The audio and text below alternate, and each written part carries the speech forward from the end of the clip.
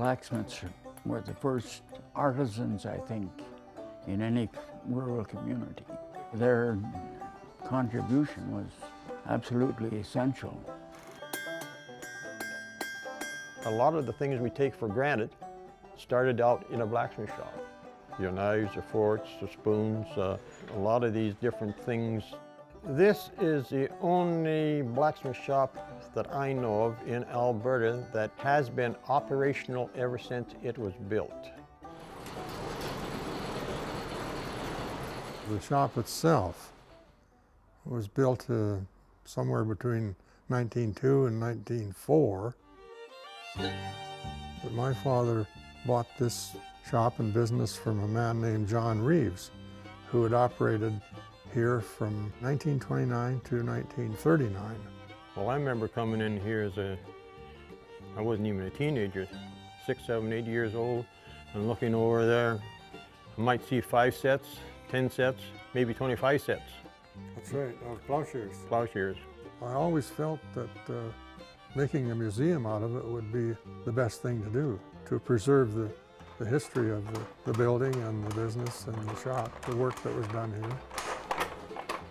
The recent designation of the Blacksmith Shop as a provincial historic resource is a very, very special honour actually for the Historical Society.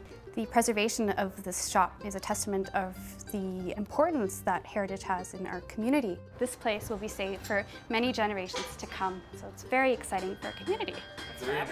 The Historical Society owns the Blacksmith Shop today, and so its main priority is to preserve it and maintain its condition so that it can be used as a teaching tool and also be preserved as a museum for future generations to benefit from. And so the Historical Society opens it up for live demonstrations where we showcase blacksmithing methods and explain how tools in the blacksmith shop were used. The oldest piece of equipment more than likely is a forge and the anvils, because they had to start someplace, and I think everything else after that was more than likely added. Knowing that there's only about maybe 5 or 4 blacksmith shops in all of Alberta that are doing this type of thing, and if I can teach somebody to think out how to do this stuff, then I think maybe my job is the end result of them being successful in whatever they're doing. It's an adrenaline rush every time I walk in here and start pounding away.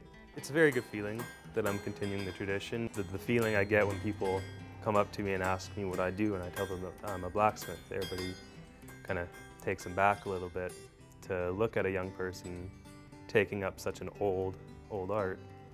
It's really nice to see young people like Travis that have an interest in it, because that's what's going to keep it going. There's always the fascination of seeing metal being heated up in the forge and worked into different shapes. I hope that it'll be here for the next 5,000 years, because there's nothing better to teach people what history is all about and where a lot of these things came from that people are using today.